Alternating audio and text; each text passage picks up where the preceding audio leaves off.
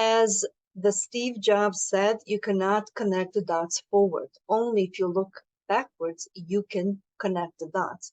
Meaning you can't see right now where you're standing, where you're looking at, like, how do I start? How will this homeschooling look for me and my family? You cannot connect the dots forward. No one can tell you what the future is going to be and how will homeschooling look for you, because every family has a unique homeschooling journey. Something similar to the first pregnancy, when you don't know what's what is going to look like for you, and then you go and you read the books about pregnancy, you ask your family members, your friends, and everybody, but on the end, your experience is totally different. And and not only that, your experience is different with each of your children. So when I started 16 years ago, if I could not see ahead what this homeschooling is going to look for me. But the reason I started to homeschool was not that I was not happy with the public school or that I knew anything about homeschooling to recognize what are the benefits. I had the problem and I had to solve the problem. So basically, I started out of the necessity, and then I discovered homeschooling. So connecting the dots today backwards, like after 16 years, I would say two dots would be the most important in this journey. And I wish that someone pointed out these two dots to me when I was at the beginning. So the first thing is clarity. Clarity on where do you go and what results or goals do you want to accomplish with your homeschool. And the second is strategy, that you have to think about the way how you're going to actually help your children be successful and how you're going to help them actually learn what they're supposed to be learning. So I did not have any clarity, or I did not have any strategy. So little by little, I started learning about the homeschooling. And that's the first advice on how to actually start homeschooling or how to learn about homeschooling, is that you have to get started. The same thing with pregnancy. You're not going to wait for your first child, years and years until you learn everything about it. Or something like learning how to cook. You're not going to spend years studying before you cook your first meal.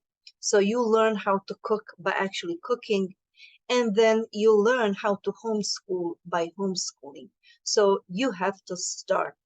You have to start, and while you are homeschooling, you're going to learn a lot about your children, the way how they learn. You're going to learn a lot about yourself as a parent. You're going to learn a lot about building relationship with your children, and then you will grow as a parent with your children together, and your relationship is going to be also better, and healthier. So basically, everything starts from you as a parent. Like, what do you think what education is? And what is the purpose of education? Because if we don't know what is the purpose, what is the goal, where are we going with this education, then we're just going to end up covering curriculums, going around, catching freebies, just covering some activities without even knowing like what we want to accomplish with that. And then sometimes when we feel like we are not accomplishing a lot, we feel like our kids are not learning a lot. Our kids are learning all the time, 24/7. There is not a minute when kids are not learning. But if we feel like academically they are not going forward, really making a progress, sometimes we are right, because we don't have a goal. Where do we want to be after 1 year, after one school year, or in 3 months, or after 5 years, and so on. So if we don't have a target, if we don't have a goal, then we're going to spend a lot of time just going around and feel like we are not actually accomplishing a lot. So if we first understand what the homeschooling is, what is the goal of our little homeschool, what is our vision, what is our mission, where do we want to see our children, to be after 5 years or 10 years. And of course, we want to see what is going to happen with our children after years of school, right?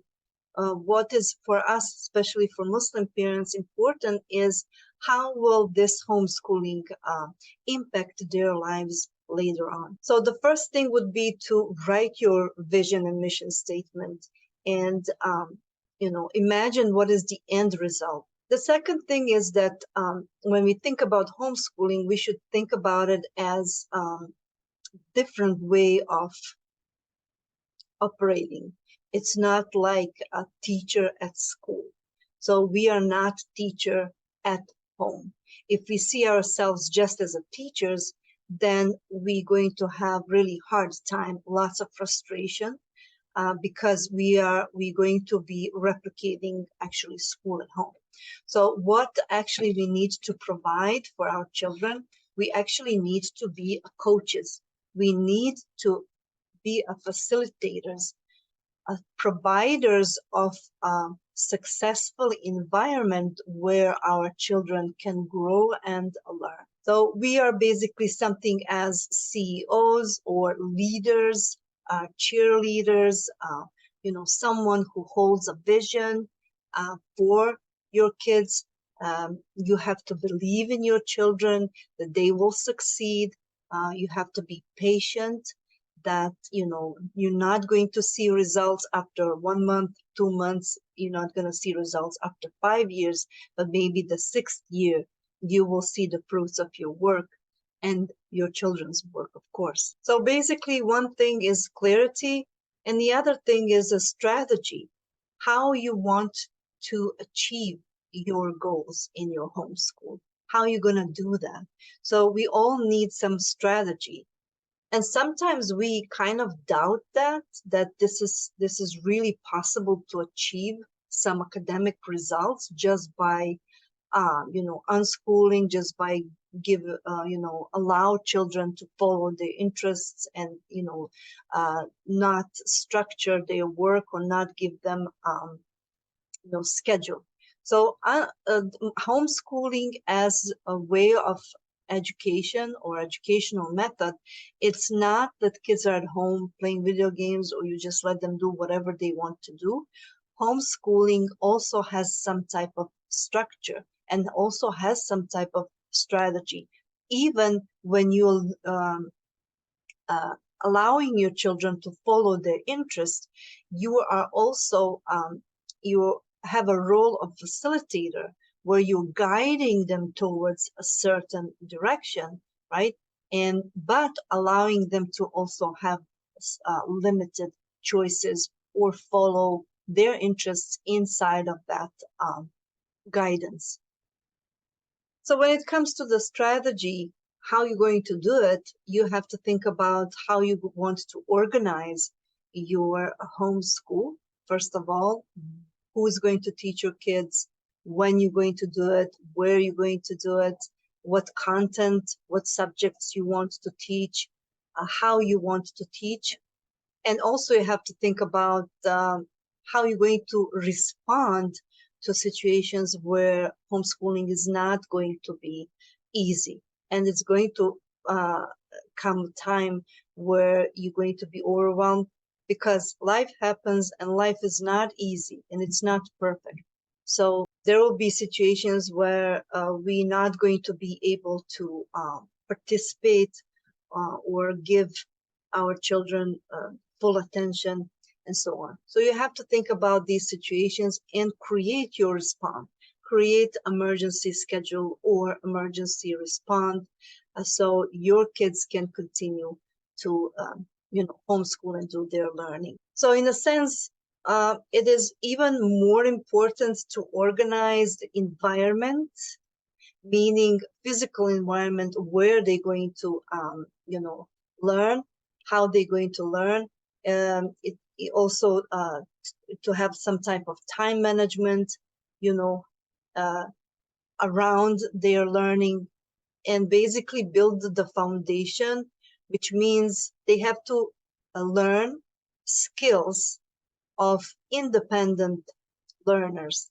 They have to take responsibility of their studies, because you're not going to be able to go year after year after year holding their hands and helping them with every question they have, in their books, textbooks, or whatever content you are providing. So basically, you have to have a way of teaching that is going to help them to be independent learners so they can continue on their own, and you are not going to spend so many years, right? You're going to have multiple children and, extended family and so on. So it is really time consuming and energy consuming.